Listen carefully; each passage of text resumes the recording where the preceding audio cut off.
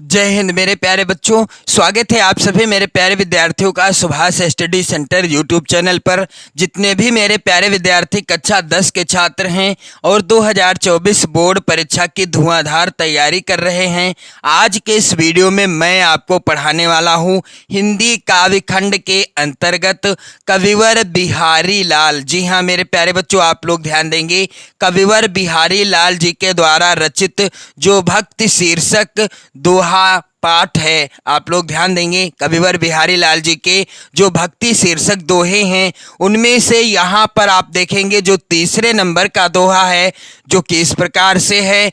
सोहत ओढ़े पीत पटु श्याम सलोने गात, मनो नील मणि शैल पर आतप पर्यो प्रभात। इस दोहे का आज के इस वीडियो में मैं आपको सरल संदर्भ, सरल प्रसंग, बिल्कुल आसान व्याख्या और काव्य सौंदर्य बताऊंगा, ताकि आपकी परीक्षा में प्रश्न कहीं से भी आए 2024 की बोर्ड परीक्षा में आपसे छूटने न पाए। तो मेरे प्यारे बच्चों, इसके पहले भी मैंने भक्ति शीर्षक पाठ के दो दोहे यानी दोहा संख्या 2 और 1 दोनों से रिलेटेड वीडियो आपको चैनल पर प्रोवाइड करा दिया है। यदि आप वीडियो देखना चाहते हैं तो आप चैनल की प्ले लिस्ट में जाइएगा। और मेरे प्यारे बच्चों, यहाँ पर आप लोग ध्यान देंगे सूरदास जी के द्वारा रचित, आप लोग ध्यान देंगे मेरे प्यारे बच्चों, सूरदास जी के द्वारा रचित पद शीर्षक पाठ के अंतर्गत जितने भी पद हैं, कुल 11 पद हैं, मैंने सभी को पढ़ा दिया है।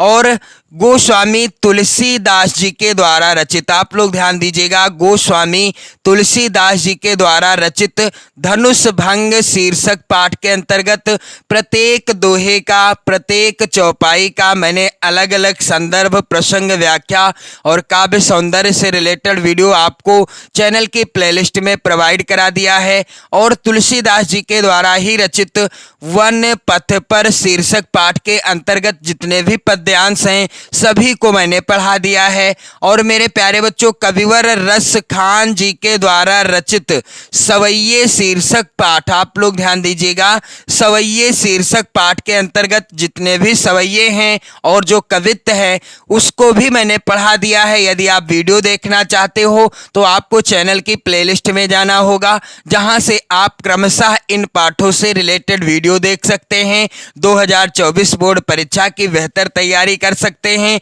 और मैं वादा करता हूं कि यदि आप इन्हें यानी इन पाठों से रिलेटेड वीडियो देखते हैं चैनल की प्लेलिस्ट में जाकर, तो आपको व्याख्या नहीं रटना पड़ेगा, व्याख्या सीधा आपके दिमाग में बैठ जाएगी वीडियो देखने के बाद। तो मेरे प्यारे बच्चों, आप भी चैनल की प्लेलिस्ट में जाओ और यदि आप कमेंट करेंगे तो मैं आपको लिंक भी शेयर कर दूंगा। तो यहाँ पर आप लोग ध्यान देंगे क्या कि यहाँ पर मैं आपको पढ़ाने वाला हूँ तीसरे नंबर का दोहा। तो इसका संदर्भ कैसे लिखा जाएगा, सबसे पहले हम दोहे के यानी पद्यांश के शुरुआत के और अंतिम के शब्दों को काले पेन से लिखेंगे। यहाँ पर आप लोग देखेंगे सोहत ओढ़े पीतो, फिर आखिरी के शब्द क्या है, प्रभात, यहाँ पर लिखा है। फिर इसके बाद मैंने हेडिंग डाली है संदर्भ।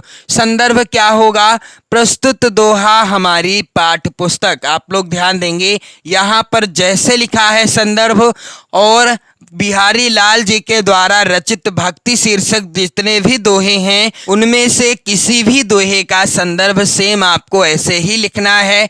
प्रस्तुत दोहा हमारी पाठ्य पुस्तक, हिंदी आप काले पेन से लिख दीजिएगा और सिंगल इन्वर्टेड कामा भी लगा दीजिएगा, के काव्यखंड भी आप काले पेन से लिखिएगा, में संकलित भक्ति शीर्षक दोहों से लिया गया है। शीर्षक का नाम भी आपको काले पेन से लिखना होगा और जिसके रचयिता कौन है, बिहारी लाल जी हैं। तो संदर्भ लिखने का बिल्कुल आसान तरीका है। इस भक्ति शीर्षक पाठ के अंतर्गत किसी भी दोहे का आप संदर्भ सेम इसी तरह से लिखिएगा कि प्रस्तुत दोहा हमारी पाठ्य पुस्तक हिंदी के काव्य खंड में संकलित भक्ति शीर्षक दोहों से लिया गया है, जिसके रचयिता कविवर बिहारी लाल जी हैं। अब बारी आती है प्रसंग की। तो प्रसंग क्या होगा मेरे प्यारे बच्चों, श्री कृष्ण का अलौकिक रूप तथा उनके वस्त्र देखकर नायिका अपनी सखी से कह रही है।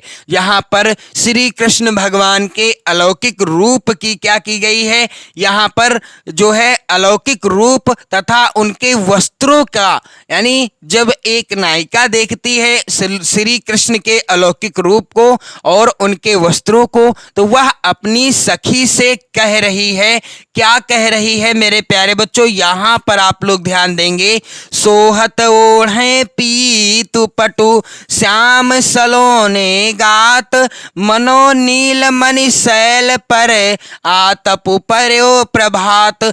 कहती है कि वह श्याम अर्थात भगवान श्री कृष्ण अपने सुंदर शरीर पर पीतांबर धारण करके इस प्रकार सुशोभित हो रहे हैं। सोहत ओढ़े पीत पटु श्याम सलोने गात, अर्थात भगवान श्री कृष्ण अपने सुंदर शरीर पर कैसा पीला पीतांबर ओढ़कर ऐसे सुशोभित हो रहे हैं, इतने अच्छे लग रहे हैं, ऐसा प्रतीत होता है कि मानो नीलमणि शैल पर आतप पर्यो प्रभात। ऐसा प्रतीत हो रहा है कि मानो नीलमणि के पर्वत पर, मनो नीलमणि शैल पर, यानी नीलमणि के पर्वत पर आतप पर्यो प्रभात, यानी प्रातः काल के सूर्य की पीली पीली किरणें पड़ रही हूँ। भगवान श्री कृष्ण ने अपने शरीर पर यानी सुंदर शरीर पर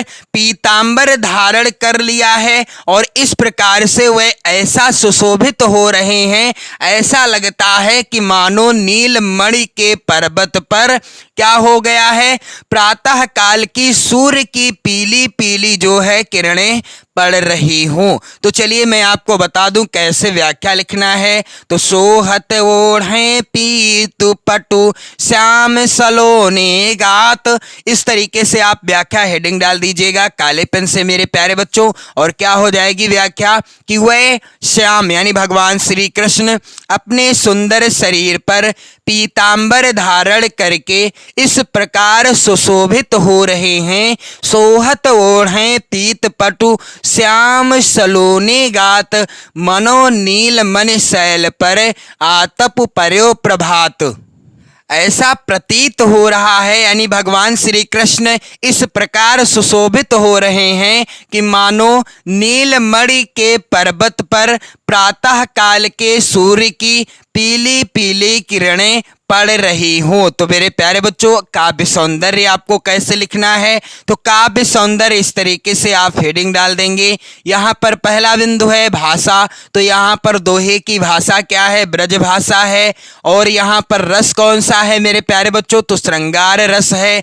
छंद कौन सा है, किस छंद में रचित है प्रस्तुत पद्यांश, तो यह जो है दोहा छंद में रचित है। और यहाँ पर अलंकार कौन सा है, तो उत्प्रेक्षा अलंकार का बहुत ही प्रसिद्ध उदाहरण है। और यहाँ पर अनुप्रास अलंकार की भी अभिव्यक्ति हुई है। गुण यहाँ पर माधुर्य गुण है। तो कुछ इस प्रकार से आपको प्रस्तुत दोहे का संदर्भ और प्रसंग, व्याख्या और काव्य सौंदर्य लिखना है। अगले वीडियो में मैं आपको पढ़ाऊंगा कविवर बिहारी लाल जी के द्वारा रचित दोहा संख्या 4।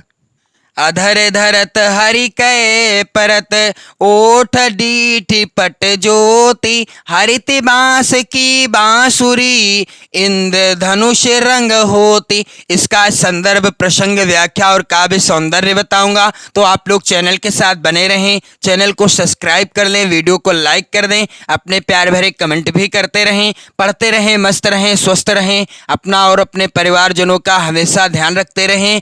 जय हिंद।